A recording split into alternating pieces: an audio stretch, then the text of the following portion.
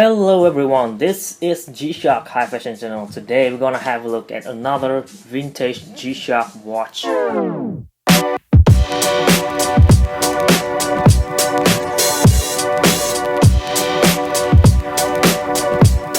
This is the DW-6100, but before I get to the watch, let's make it a tradition or a thing.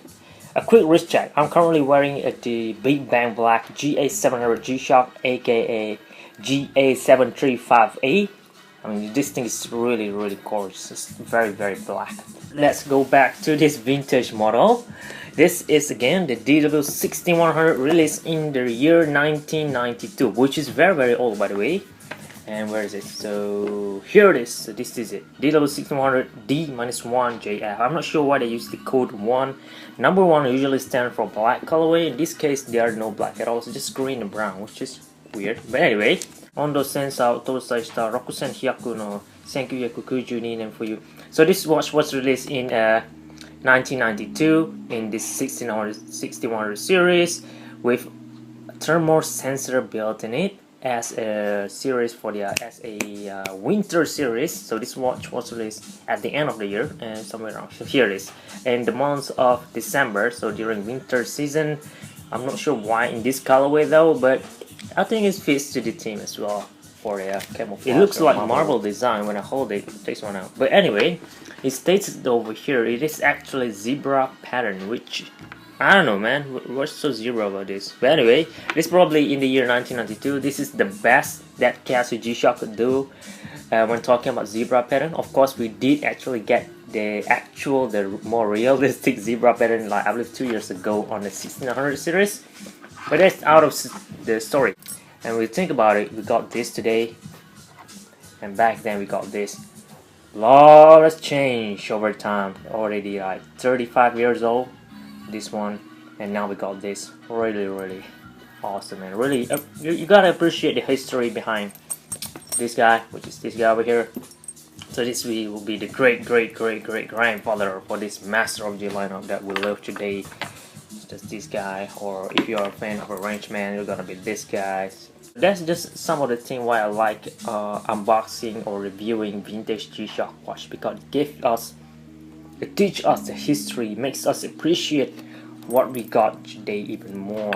This is indeed a used G-Shock, so bear with me. You're gonna see a lot of used marks, cracks and all that. So, and let's have a look on the sides first. We're gonna have a look at gold screws and gold buttons. The gold colorway on here is, I believe, very different from gold colorway that we got today. The tone is actually way more deep or darker than the current release gold coated or iron processed steel we got today. The gold on the vintage model is different, so there's a neat thing as well. Both sides got the same steel button with, of course, the button guard built over here and around here. Let me show you guys real close.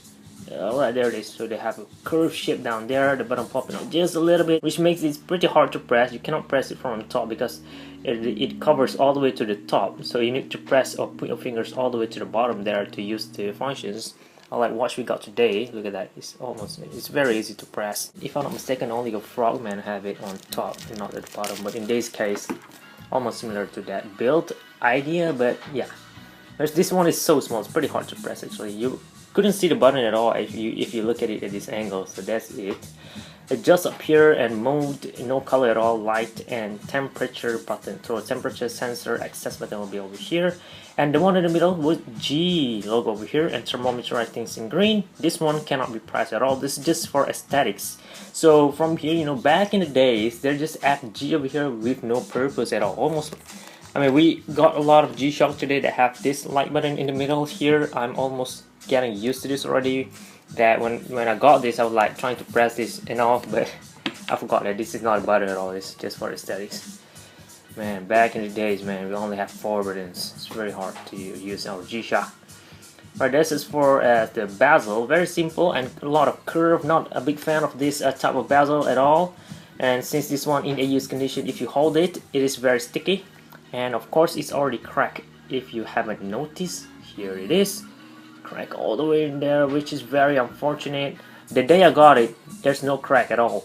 I unintentionally or accidentally crack the bezel due to, I mean, if I'm not mistaken, pull this or push this watch band upward slightly, and it caused tensions to this area and crack right away.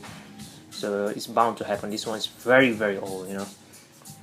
Alright, let's go to the watch face. We're gonna have alarm chronograph function, so pretty neat. And split reset, of course, at the chronograph, and search, what is search plus minus, so this will be at recall mode. Start stop using at the stopwatch select mode, and we have Japan O down here. Look at that, just next to the select writings over there in yellow colorway as well.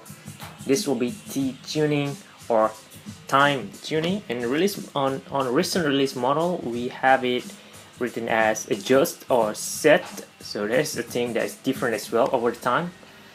Alright, again, we don't have much animations if I'm not mistaken, so here it is. This will be day, date, and time over here. I will make another video talking about the module demo about this model. That's very rare. I haven't made the video yet as well. This is actually a graph, not just a graph that we got today, such as on this Golf Master over here. The one on here, or recent release model, I believe, almost like this guy, or even my Mod Master over here. All this display change in atmospheric pressure. For, let me put this boy in the back here. For this guy, however, this shows change in temperature, which is very neat thing to have in your watch as well. Very cool in 1992 having be able to tell change in temperature over time. It's pretty neat thing, and you could set this thing up as well for every 10 minutes, 1 hour, 24 hour, and also very convenient or very cool thing to have. Over here will be day and night time. I believe this is sort of like the what do you call it? This is how the watch gonna tell you how many hours of nighttime you have and how many hours of daytime you have. So this is it. And if you look closely, you can see that there's one bar over here that is blinking. This indicating current local time right now. So it is 9:03 a.m. So it's lighting at 9. Very cool, right? Very cool. And then thermal data writings in blue, this one in gold, and for the rest of the display, this part is yellow gold, this part is orange gold, this part is green, and this part is similar on top of this, which is in gold, vintage gold that is. Okay, if I press this lower right button over here, we could set the sensor or the thermometer display. So here it is. It is now 33.8 degrees Celsius in my room, which is pretty hot. Let's go back to home time instead.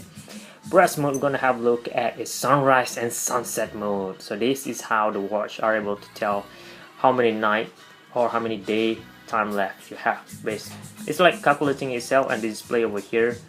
This is indeed a very nice tool watch to have back in the old days, you know. But anyway, press mode, we'll go to the next one, which is the recall. So here is where the watch recorded all those recorded data. Of course, you can see the graph also will change over time. Look at that. So very cool. And press mode again, we will go to back to home time if you use any functions. So next will be the recall, and this will be the alarm, just single alarm with signal, of course.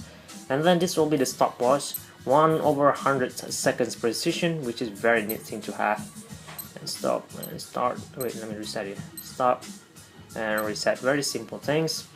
And press mode, we will go back to home time, and there are no countdown timer at all on this page. Oh, and I almost forgot to share to you guys about the lighting on this page. It features an LED light in orange.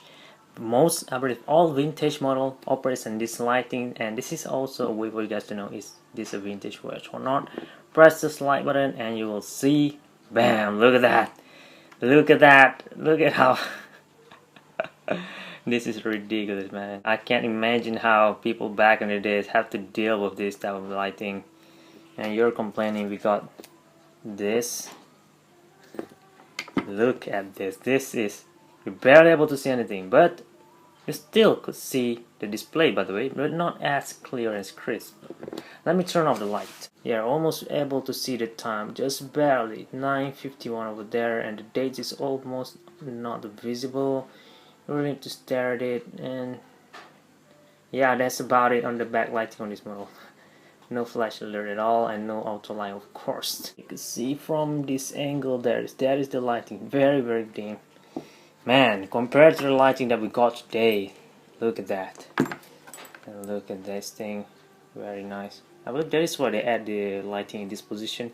to follow along with the tradition, adding lighting at 9 o'clock position. So probably that's it. More in detail video coming up soon. If you look at this angle, you can see that the shape is pretty round, almost similar to the 1600 series. But if you look at it at the front, I don't like this type of profile, man, to be honest. That's just it. Even though this guy have a lot of function, but just look at it. It is not as rugged or as tough such as this guy over here. I mean, of course it is tough, but the appearance didn't give the signal of toughness at all. That's just my opinion. Of course, that is subjective. But anyway, moving down to the watch band. This is the speed type or speed model type of watch band. It's very thin and tapered actually. We have two holes over here, standard, and the colorway for the bezel, or just green. Oh yeah, the bezel don't have any marble design at all, just on the watch band. Look at that. So this is pretty random. I believe the one I have won't be the same as the one you have if you find one of these at all. So green colorway over here mixing with brown, almost like a forest green. So you can wear this as a camouflage type of watch as well. So nothing to have if you're into camouflage. And seems like we only have scratch over here, and that's about it over here. There are no cracking at all, which is very fortunate in my case. At the bottom part, however, though, you have a lot more pattern, like very random. I'm not a big fan of brown colorway, to be honest, but in this case, seeing it mixed with green, it looks like nature, and I love nature, so I gotta give a point to this. I mean, it's very interesting watch to have in a collection, especially if you are a collector or just a fan of G-Shock. A watch that was released in the year 1992 in a collection is neat thing. You need to have at least one G-Shock that is very old to keep yourself reminded of your history. And the Watchband Keeper also comes in brown colorway, and this colorway is very rare to get today. This will be the buckle, and the coated almost faded out. It have a lot of scratch, and you can see the silver, the actual stainless steel material down there, and of course they have been beaten. And down here you're gonna have a Casio Japan sign below it, so you know this is indeed high quality material that they use in ears, and also a high quality build. Looking at the watch band down here, this will be some code 304H1. This part is the same as well. And let's have a look on the back plate. So here it is, a lot of scratch as well. Casio engraved over here, 984 and square window. So this is the module number, very little number, 984. And DW-6100 stainless steel back and water resistant to 20 bar and shock resistant, of course, Japan T. So fully made and I believe assembled in Japan as well, which is very neat. Of course, have a lot of scratch. But anyway, let me put it on wrist real quick before I end this video. I really need to be careful as I'm doing this because I don't want to ruin the bezel even further. So here it is, somewhere around here I guess, and where is it? Over here. And look at that, how this thing fit on my wrist. The fit is, I believe, just standard type of fitting, so nothing much that is too good or too bad about this. You guys already know the fit, and look at that. It's very nice looking watch though. The watch band and bezel match very well with the watch face and display as well. They have green over there and yellow almost matching to brown. So nice thing to have if you don't like much colors. And this is a neat thing since it is not black and the color is very rare. Even though I'm not a big fan of this, again, gotta give credit on here. Look at that, very nice thing to have. And I believe that is all it on this model. I will talk more about this guy when in this review video for this guy. Look at that, similar thing but in different colorway, so stay tuned for this one as well. And for today's video, I believe that is all it, guys. I hope you guys found this video useful, informative, and entertaining as well. Please leave a like and also subscribe to see more contents like this coming up in the future. Thank you very much for watching, guys. This is G-Shock High Fashion channel, and